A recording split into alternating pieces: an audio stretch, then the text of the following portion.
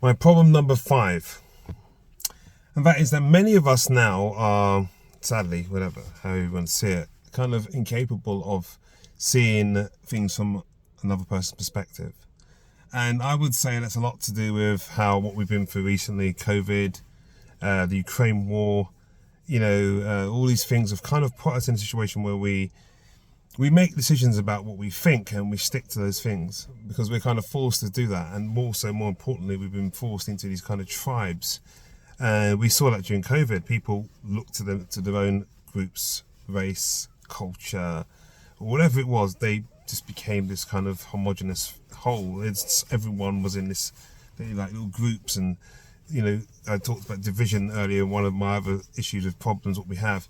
So that in itself made it more natural now, or more habitual, where people just think, you know what, that's how they see things, that's it. I'm not going to think about somebody else's viewpoint. But I always say to people, that type of behavior, it's not going to help anyone.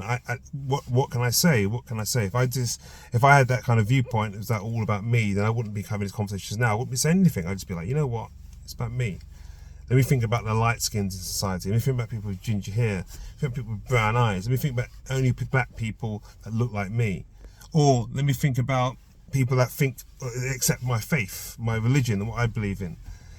Or when we think about people that have my culture, who basically were once in gangs, who got out of those gangs and now are trying to do more for themselves and benefit themselves differently, and okay, be part of a black middle class. If I did that, then I don't know what to say, what we'd have. And that's the thing, is we have so much of us thinking, inwardly rather than externally, and recognizing that, everyone has different perspectives, and we can listen to those people. We can listen to the other person's perspective, and even though we disagree with it, but no, it's a perspective. And say, you know what, okay, I get what you're saying.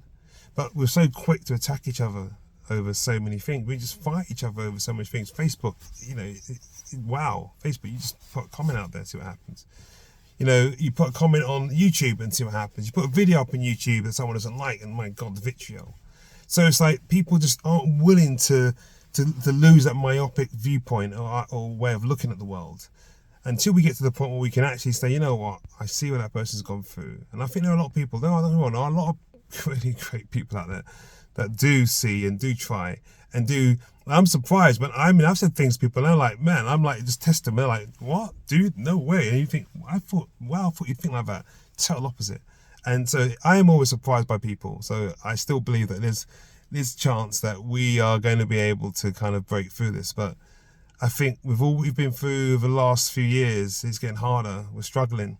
And when you struggle, you do think for your own. It's natural that you think about your own. You do think about, where you fit in. You do think about how you can help yourself. You do think about how you're going to survive when you can't afford to feed yourself, or the school fees for your kids at private, getting exorbitant, and you really are struggling to manage, and inflation's gone up, and your property prices are, dropping, and, or rent's gone up. It's just so much to think about. So you can't blame people for thinking the way they think and to be concerned about themselves. But I'm just saying, I think it's a problem that we don't think outside of ourselves more.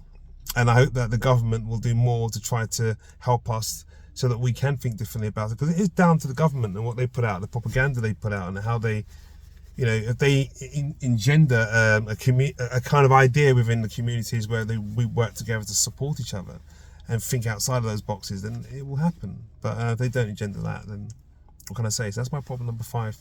And my last problem, the next thing I'll be talking about, is the things I love about the world and the things I love about people.